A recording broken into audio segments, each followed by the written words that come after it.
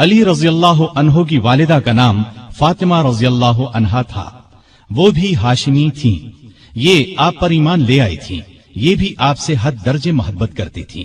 انہوں نے ہجرت بھی کی اور ہجرت کے 4 یا 5 سال بعد وفات پائی۔ سیدنا علی کوئی 5 برس کے تھے کہ ملک میں قحط پڑ گیا۔ ابو طالب پر ایک بڑے کنبے کا بوجھ تھا، اس لیے آپ صلی اللہ علیہ وسلم نے ان سے علی کو مانگ لیا۔ اس وقت سے سیدنا علی آپ کے ساتھ رہنے لگے۔ سیدہ خدیجہ رضی اللہ عنہا نے ان کی پرورش اور تربیت میں آپ کا برابر ساتھ دیا۔ نبی کریم صلی اللہ علیہ وسلم نے نبوت کا اعلان فرمایا تو اس وقت سیدنا علی کی عمر قریباً 10 برس تھی۔ رسول اللہ صلی اللہ علیہ وسلم کی دعوت پر انہوں نے فوراً اسلام قبول کر لیا۔ اس طرح بچوں میں سب سے پہلے انہی کو اسلام کی دولت نصیب ہوئی۔ اب وہ بھی آپ کے ساتھ نماز پڑھنے لگے۔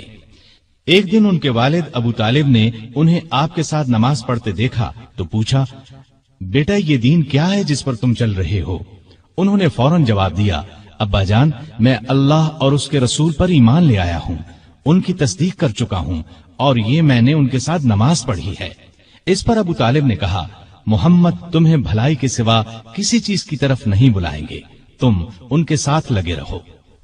سیدنا علی رضی اللہ عنہ بچپن ہی سے نیک تھے، بتوں سے نفرت کرتے تھے۔ رسول اللہ صلی اللہ علیہ وسلم کی تربیت نے انہیں علم کا سمندر بنا دیا۔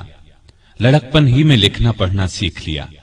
اس زمانے میں یہ بہت بڑی خوبی کی بات تھی۔ اسی زمانے میں انہوں نے ہتھیار چلانے اور دشمن سے لڑنے کا ڈھنگ بھی سیکھ لیا۔ جوان ہونے تک انہوں نے سپاہ گری کے اصول اور قاعدے پوری طرح سیکھ لیے۔ کشتی میں تو کوئی ان سے جیت نہیں سکتا تھا۔ والد کی وفات کے بعد صرف 3 برس مکے میں رہے۔ رسول کریم صلی اللہ علیہ وسلم نے جب ہجرت کی تو سیدنا علی کو اپنے بستر پر سلایا۔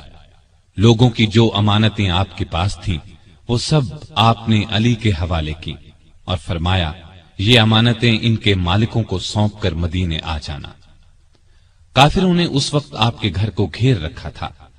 آپ صلی اللہ علیہ وسلم رات کے وقت گھر سے نکلے تو اللہ تعالیٰ نے کافروں کی آنکھوں پر پردے ڈال دیے اور وہ آپ کو نہ دیکھ سکے۔